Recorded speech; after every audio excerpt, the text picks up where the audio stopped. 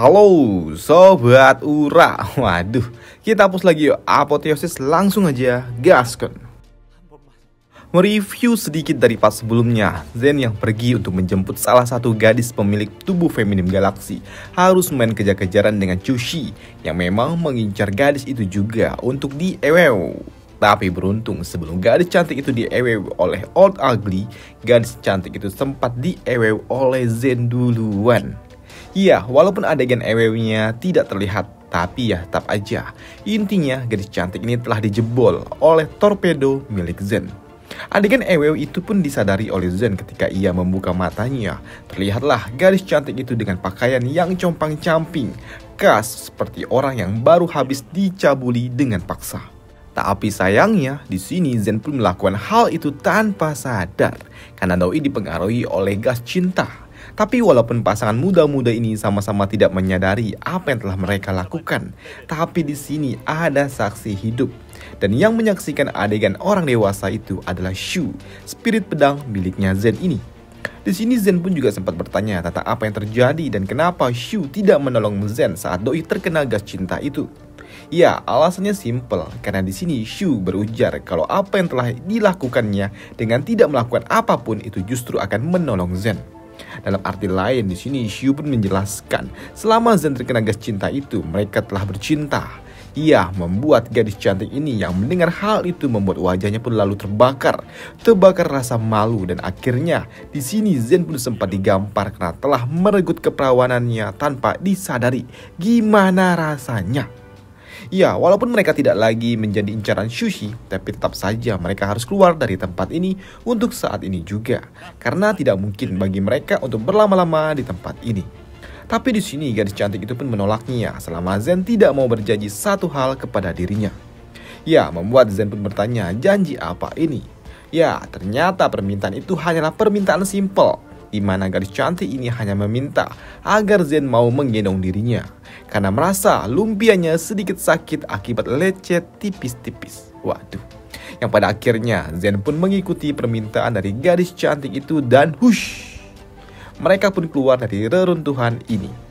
Tapi sebelum mereka benar-benar pergi dari tempat ini, Zen pun akan mencoba untuk mengalihkan perhatian Chushi.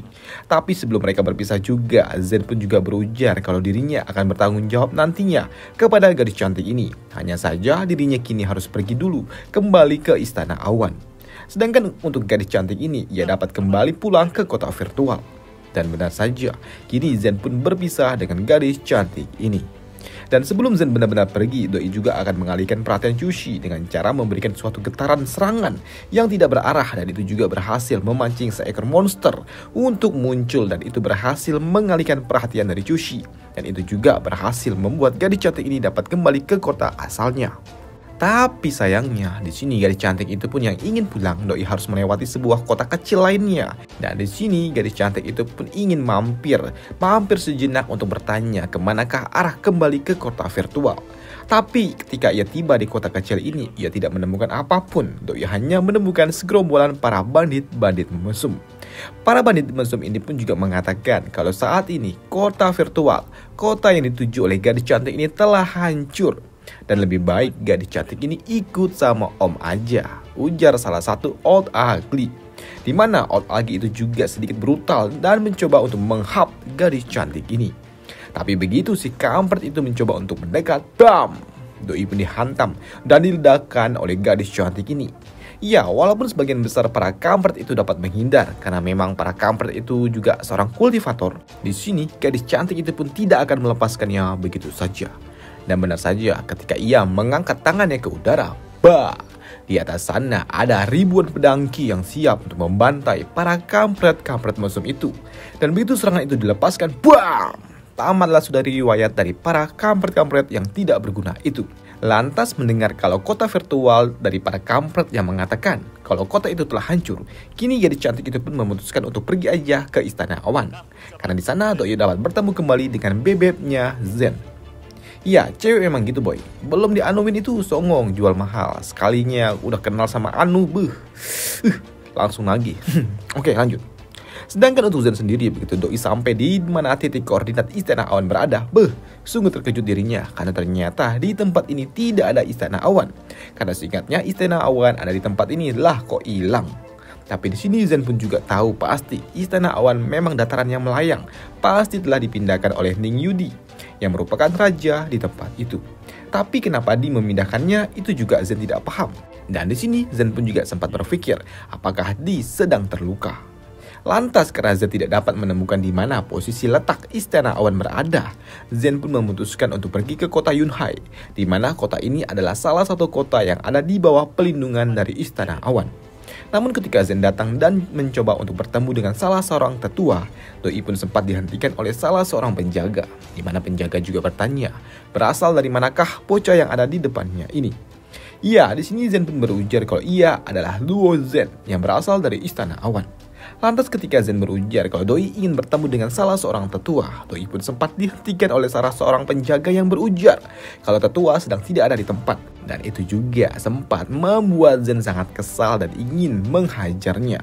Lantas di sini Zen pun mengeluarkan aura membunuhnya dan bertanya, lantas di manakah ketua itu sekarang? Iya, salah seorang penjaga lainnya pun berujar kalau saat ini tetua mereka ada di Istana Awan. Dan Istana Awan saat ini berada sekitaran 48 km dari kota Yunhai di sebelah barat laut. Setelahnya, Zen pun pergi langsung menuju Istana Awan.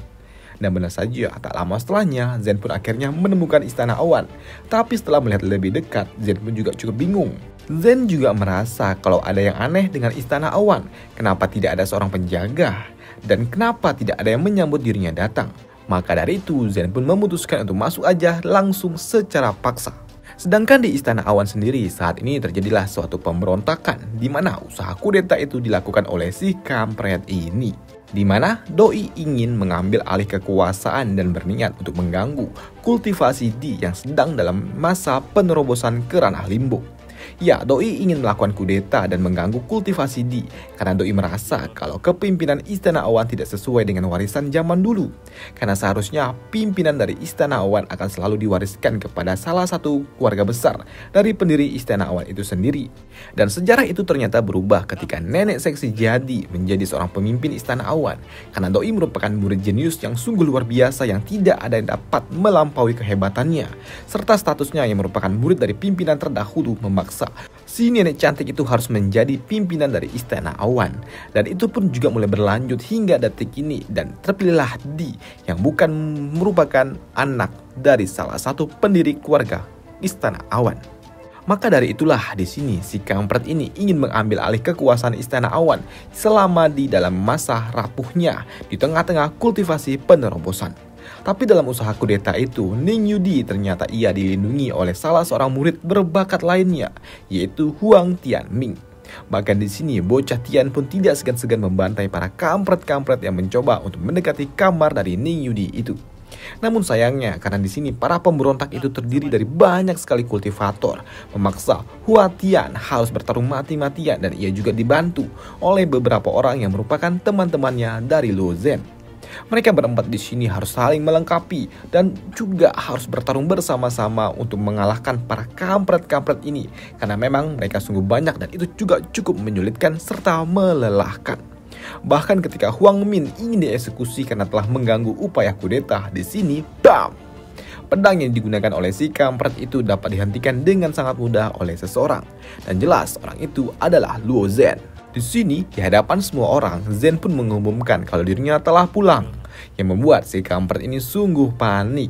Doi tahu kalau Zen ini sungguh kuat dan juga luar biasa. Dan ia pasti memiliki potensi untuk mengganggu usahanya dalam melakukan kudeta.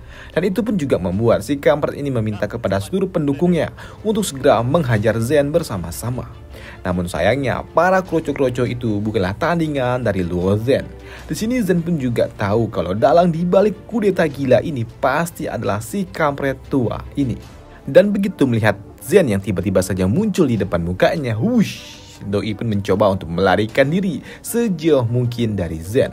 Tapi sebelum Doi juga pergi, Doi juga sempat melepaskan suatu serangan ke arah Zen. Dan begitu serangan itu ingin dilepaskan, serangan itu pun lalu dihentikan dengan sangat mudah oleh Luo Zen.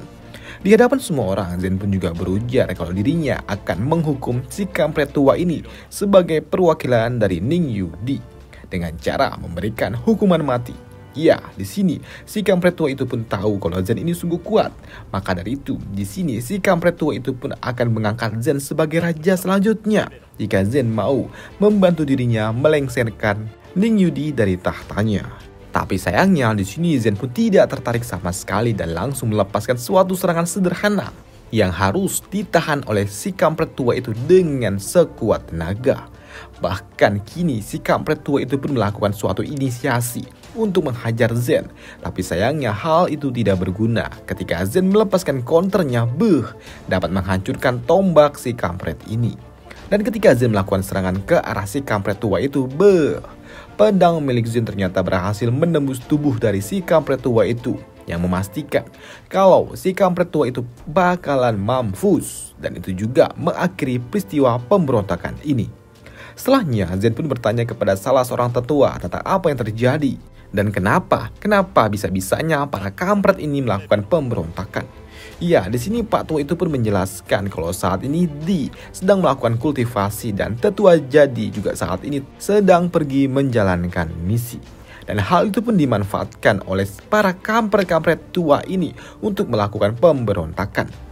Di sini Pak Tua itu juga meminta kepada Zen untuk tidak masuk ke dalam kamar karena memang saat ini Di sedang melakukan penerobosan. Dan di sini Di juga pernah meminta kepada siapapun untuk tidak diizinkan masuk ke dalam ruangannya. Tapi di sini Zen pun memutuskan untuk tetap masuk.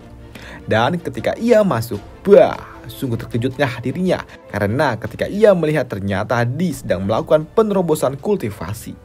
Melihat Di yang sedang melakukan penerobosan kultivasi, di sini Shu yang tiba-tiba saja muncul. Doi berujar kalau saat ini Di sudah ada di tahap akhir dan begitu ia selesai dalam masa penerobosan akan ada suatu ujian kecil yang akan menimpa gadis cantik itu. Dan itu juga tentu saja membuat Zen pun bingung tentang apa maksudnya ini. Ya, di sini Shu pun menjelaskan dalam proses penerobosan kultivasi ke tahap yang tinggi. Itu berarti seorang kultivator akan menentang hukum langit dan surga pasti akan memberikan suatu hukuman. Semakin kuat pula kultivasi penerobosan, maka hukuman juga akan semakin kuat pula. Maka dari itu, Shu juga khawatir kalau Di bakal mendapatkan hukuman yang sungguh luar biasa kuat dari surga. Karena memang jika kultivator telah menyelesaikan proses kultivasinya, doi akan menjadi lebih kuat dan juga lebih super duper OP lagi. Dan benar saja, tak lama setelahnya, kini hukuman dari surga pun mulai datang menerjang Ning Yudi ini. Mulai dari petir surgawi yang begitu kuat, namun hukuman itu ternyata dapat di-counter dengan teknik ice spinning miliknya Di. Hingga muncullah hukuman badai api yang akan menjadi tes keduanya. Dan beruntung itu juga dapat dihentikan oleh Ning Yudi dengan teknik ice spinning miliknya. Dan untuk tes ketiga inilah yang akan menjadi tes sebenarnya. Karena memang kali ini langit pun bergemuruh. Dan Shu juga berujar kalau tes ketiga ini akan melahirkan ribuan monster-monster kecil. Karena memang ribuan daun yang terlihat di atas sana sebenarnya akan berubah menjadi monster-monster kecil. Berubah ke dalam bentuk ilusi yang harus dapat dihentikan oleh Ning Yudi jika ia mau menyelesaikan tes terakhirnya. Walaupun di sini Di berusaha keras untuk melawannya dengan teknik andalannya yaitu ice spinning, tapi ternyata hal itu tidak cukup kuat memberikan efek balik kepada dirinya. Namun karena di sini Di telah menyiapkan diri untuk tes yang seperti ini, doi ternyata telah menyiapkan pil haram untuk membantu kesadarannya. Namun sayangnya hukuman langit yang akan diterima oleh gadis cantik ini terlalu kuat yang membuat dirinya pun tidak tahan dan harus pingsan. Dan bersama dengan itu semua, di sini Zen pun lalu menghampirinya dan ia juga memeluk serta menggunakan pecahan surgawinya untuk membantu Di dalam menghadapi hukuman surgawi itu.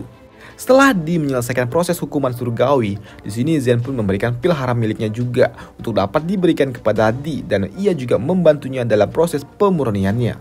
Hingga Di pun yang sedang dalam masa pemulihan harus kembali pingsan di dalam pelukan Zen. Dan tak lama setelahnya, setelah Di sadar sepenuhnya dari pingsannya dan melihat ada Zen yang ada di hadapannya, doi pun menangis. Ya, gadis cantik itu pun menangis bahagia karena ternyata saat ini Di masih penuh dengan emosi jiwa setelah ia menyelesaikan hukuman surgawi. Dan di sini Di pun terlihat sangat bahagia karena ia dapat melihat Zen kembali pulang setelah menghilang selama 2 tahun. Ya, di sini Di pun benar-benar bahagia kalau ayahnya telah pulang. Tapi begitu doi sadar sepenuhnya Dan ia juga menyadari kalau dirinya telah termakan emosi dan juga perasaan. Melihat Zen yang ada di hadapannya, Zen pun lalu digamparnya menjauh. Dan kembalilah menjaga image-nya sebagai Raja Istana Awan dan bertanya, "Kemana aja kau? 2 tahun nggak pulang-pulang?"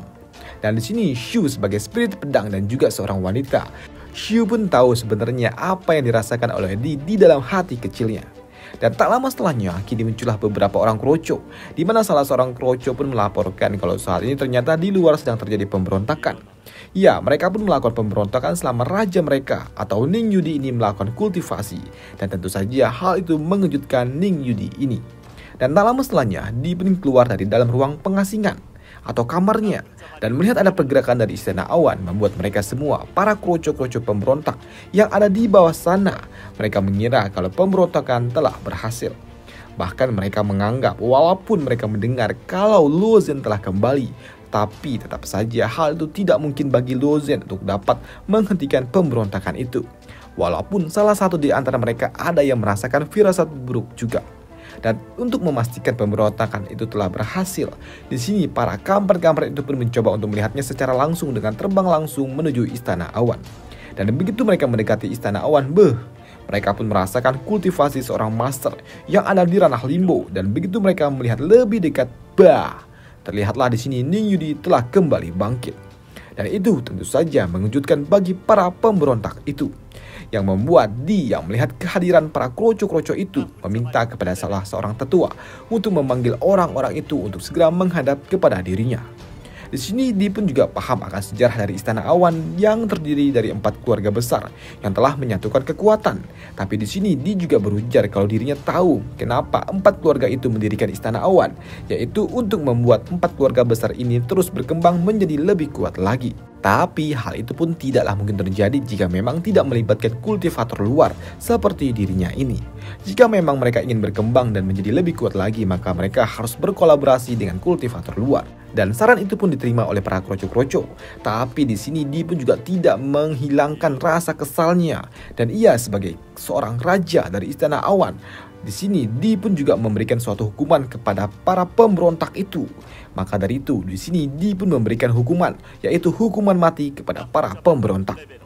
Ya, walaupun itu sempat mendapatkan penentangan dari para kroco-kroco, tapi di sini Di pun berujar kalau mereka telah mengincar nyawanya selama ia melakukan kultivasi. Maka dari itu sebagai raja, Doi juga akan menghukum hukuman yang sama, yaitu sama-sama menghilangkan nyawa alias hukuman mati. Tapi di sini Di juga sempat mendapatkan saran dari salah seorang tetua lainnya agar dirinya tidak memberikan hukuman mati kepada para kroco-kroco. Karena mau bagaimanapun saat ini kondisi dunia sedang dalam kondisi yang tidak baik-baik saja. Dan mereka juga tidak boleh kehilangan kekuatan di tengah-tengah kondisi yang seperti ini. Dan mendapatkan saran itu, di sini Di pun juga kembali menarik hukumannya dan hanya akan memberikan hukuman denda bagi 4 keluarga pemberontak itu. Tapi tidak dengan para tetua, mereka tetap harus dipenjara. Dan hukuman itu diterima oleh para kroco-kroco ini daripada mereka harus mati. Dan keesokan harinya, tiba-tiba gadis cantik ini tiba di wilayah Istana Awan. Sedangkan untuk Zen sendiri, saat ini Doi ternyata pergi menemui teman-temannya yang berasal dari aliran Qingyun. Di sana Zen pun juga memberikan hadiah untuk teman-temannya ini. Dan di sela-sela pertemuan Zen dan juga teman-temannya, mereka pun mendengar ada seseorang yang berteriak di luar batas kota. Dan suara bising itu ternyata berasal dari gadis cantik ini yang sedang menggedor-gedor pintu masuk Istana Awan. Ya, kenapa gadis cantik ini begitu bising? Ya, karena Doi ternyata tidak diizinkan masuk ke dalam oleh para penjaga. Karena di sini gadis cantik itu pun tidak mengatakan kalau dirinya kenal dengan Luo Zhen dan hanya memanggil-manggilnya dan ingin segera bertemu, yang membuat para penjaga pun tidak mengizinkan gadis cantik ini untuk masuk mencari Luo Zhen di dalam sana. Dan hal itu pun membuat gadis cantik ini sangat kesal dan juga sangat murka. Dan hal itu pun memaksa dirinya harus memanggil Luo Zhen dengan cara kekerasan, yaitu dengan cara menghajar barrier Istana Awan dengan kekuatan super dahsyat miliknya. Duar! Serangan dahsyat yang dilepaskan oleh gadis cantik itu sempat membuat Istana Awan pun bergetar. Dan itu juga dirasakan oleh Ning Yudi. Begitu juga dengan Zen. Dan itu juga memaksa Zen harus pergi menuju gerbang Istana Awan untuk melihat apakah ini ada hubungannya dengan Chushi. Namun begitu mereka tiba di pinggir gerbang Istana Awan, sungguh terkejutnya mereka. Karena ternyata saat ini di atas sana sudah ada ribuan pedangki yang siap untuk menghantam Istana Awan. Dan itu juga mengejutkan oleh Zen, karena ternyata ini semua adalah ulah gadis cantik ini. Di sini Zen juga bertanya kenapa gadis cantik ini sampai harus menggetarkan istana awan ketika ia datang. Gadis cantik ini pun berujar kalau dirinya tidak diizinkan masuk oleh para penjaga, yang membuat para penjaga ini langsung kena mental. Di sini Di yang ada di sebelah Zen juga bertanya apakah gadis cantik ini berasal dari keluarga Shi, dan hal itu pun dibenarkan oleh gadis cantik ini. Di sini Zen pun juga bertanya tentang apa yang dilakukan oleh gadis cantik ini di Istana Awan. Gadis cantik ini berujar kalau Doi tidak bisa kembali ke kota virtual. Tapi di sini dia juga berujar kalau dirinya adalah pimpinan Istana Awan, raja di tempat ini. Tapi kenapa gadis cantik ini malah datang menemui Luo Zhen, bukan memanggil dirinya? Hal itu karena memang gadis cantik ini beralasan kalau Doi hanya mengenal Luo Zhen aja. Namun melihat gadis cantik itu sepertinya akrab dengan Zen membuat Di pun cukup heran, ada apa ini? Sejak kapan mereka saling kenal? Dan jawaban dari gadis cantik itu pun juga membuat Di tambah kesal. Karena ketika gadis cantik ini berujar kalau pertemuan dirinya dengan Luo Zhen bukanlah urusan dari Di, di sini Di pun tambah kesel. Apa ini? Hingga pada malam harinya, di sini Ning Yudi yang masih kepikiran tentang apa yang terjadi tadi siang membuatnya tidak bisa fokus dalam melakukan kultivasi. Dan untuk menenangkan pikirannya, di sini Di pun memutuskan untuk pergi keluar untuk mencari udara segar. Dan ia juga cukup terkejut ketika ia melihat Luo Zhen ternyata sedang mempelajari kekuatan bintang. Dan keesokan harinya, di pagi hari buta, gadis cantik ini pun pergi untuk mencari di mana Zen berada. Dan ia menemukan ada sebuah rapat yang dilakukan oleh Istana Awan. Dan Doi yang masuk ke dalam pertemuan itu, ia tidak sengaja mendengar tentang situasi peristiwa yang menimpa kota virtual. Kalau saat ini ternyata kota virtual telah hancur, telah dibumi hanguskan oleh Chu Shi, dan keluarga besarnya juga telah ditangkap. Dan yang menyayat hati gadis cantik ini ketika ia mendengar kalau peristiwa pembantaian itu terjadi karena Chu Shi dan orang-orang jahat ingin mencari dirinya dan ingin menangkap dirinya. Dan karena mereka tidak dapat menemukan gadis cantik ini, maka mereka membantai orang-orang yang ada di kota virtual. Tapi di sini Di pun juga berujar kepada gadis cantik ini untuk tidak perlu khawatir, karena Doi mendapatkan informasi kalau ada beberapa orang dari keluarga Shi yang akan datang ke Istana Awan. Dan benar saja, tak lama setelahnya ada seorang pelayan yang melaporkan kalau saat ini ternyata orang-orang dari kota virtual telah datang. Dan orang yang datang itu adalah si kampret Q. Melihat ada salah seorang kampret yang datang dari kota virtual telah tiba untuk mengungsi, di sini Shi pun juga bertanya bagaimana tentang situasi kota virtual untuk saat ini. Dan sayangnya, si kampret bangke ini menjelaskan kalau kota virtual telah hancur dan seluruh keluarga dari gadis cantik ini telah dibantai. Sedangkan untuk bocah Shiji, tiba-tiba ia telah menghilang. Si kampret ini juga mengatakan kalau ini semua terjadi karena Chu Shi telah menyerang. Chu Shi menyerang kota virtual hanya karena ia mengincar tubuh feminim galaksi yang dimiliki oleh gadis cantik ini. Dan bangkainya, si kampret ini malah menyalahkan semua peristiwa yang terjadi dengan kota virtual itu akibat ulah dari gadis cantik ini yang menolak untuk menikah dengan dirinya. Bahkan di sini si kampret ini demi menyelamatkan rajanya atau pimpinan keluarga Shi, ia ingin menukarkan gadis cantik ini kepada Chu Shi. Tapi hal itu pun mendapatkan penolakan dari gadis cantik ini. Dan itu juga memaksa Zen yang melihat salah satu heroinnya diperlakukan tidak pantas membuatnya murka. Doi datang dan lalu memasang badan dan juga menghentikan si kampret ini. Walaupun di sini Zen juga sempat mendapatkan penentangan karena Zen bukan berasal dari keluarga Shi, tapi di sini Zen pun berujar kalau di sini dirinya harus ikut campur karena ini semua ada hubungannya dengan adiknya dan Doi tidak akan tinggal diam. Karena bagi Zen di dunia ini adiknya lah yang paling berarti. Di sini Zen pun juga tidak peduli dengan urusan atau apapun yang terjadi dengan kota virtual. Selain itu, gadis cantik ini juga berujar kalau dirinya tidak bisa lagi digunakan sebagai bahan pertukaran karena Doi telah kehilangan perawannya. Yang membuat si kampret bangkit Le Ucing ini semakin menjadi-jadi. Karena ternyata sebelumnya gadis cantik Shi telah menolak si kampret ini untuk menikah. Bahkan si kampret ini juga menghina kalau gadis cantik ini pasti telah diewe oleh orang asing yang bejat dan juga cabul. Tapi di sini gadis cantik itu pun lalu membantahnya dengan keras kalau orang yang telah memecahkan perawannya itu bukanlah orang yang seperti itu. Dan hal itu juga disambut oleh Luo Zhen. Dan Zen pun juga berujar kalau orang yang telah ewew dengan gadis cantik itu adalah dirinya. Yang membuat gadis cantik Di langsung kena mental. Dan selesai alur cerita dari apoteosis kita di sini dulu, dan sampai jumpa di video selanjutnya. Bye. Nanti siang kita upload Martial Pick.